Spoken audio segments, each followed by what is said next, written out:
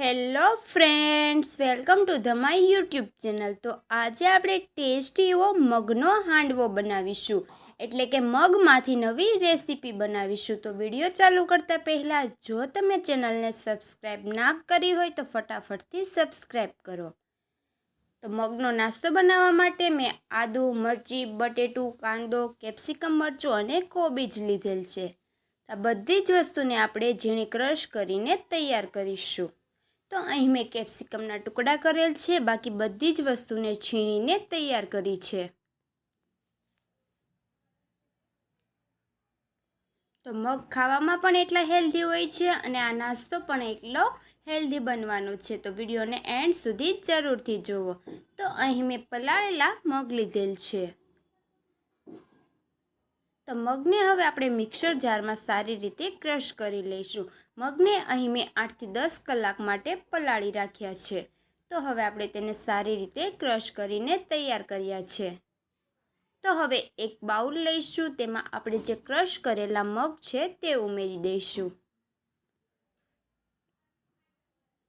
તો બધું જ બેટર ઉમેરાઈ જાય ત્યારબાદ આપણે જે શાકભાજી તૈયાર કર્યા છે તે ઉમેરીશું। તે પહેલાં 2 થી 3 ચમચી ચણાનો લોટ ઉમેરીશું, એટલે કે બેસન ઉમેરીશું। બેસન ઉમેરવાથી આપણા જે હાંડવો છે તે એકદમ ટેસ્ટી બને છે। ત્યાર પછી આપણે જે ઝીણું સમારેલું બટેટું રાખ્યું છે તે ઉમેરીશું। આદુ, મરચી, લસણની પેસ્ટ ઉમેરીશું। ત્યારબાદ કાંદા ઉમેરી દઈશું। ત્યારબાદ ઝીણું સમારેલું કેપ્સિકમ ઉમેરી દઈશું।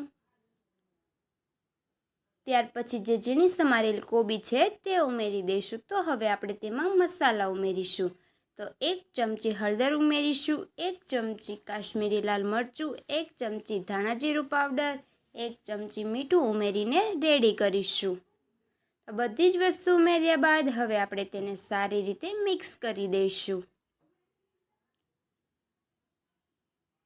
તો જરૂર જણાય તો થોડું પાણી ઉમેરીને તેને આપણે મિક્સ કરીશું। ત્યારબાદ હવે આપણે તેમાં બેકિંગ સોડા ઉમેરી દઈશું, જેથી આપણો હાંડવો છે તે ફૂલીને સારો બને। ત્યારબાદ તેના પર થોડું લીંબુ ઉમેરી દઈશું। ત્યાર પછી તેને સારી રીતે મિક્સ કરીને આપણે બેટરને રેડી કરીશું।